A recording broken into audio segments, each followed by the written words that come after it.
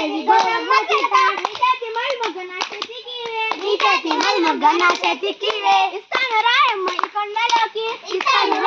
ఈ కొండలోకి బుజ్జమ్మలింటి కాడ గుర్రాల పట్ము గుర్రాల పట్టానికి మంచినీళ్ళ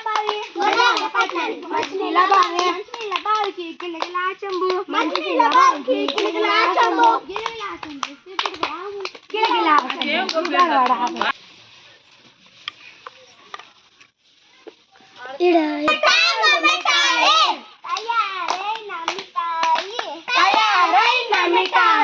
పక్కింటి పాపకు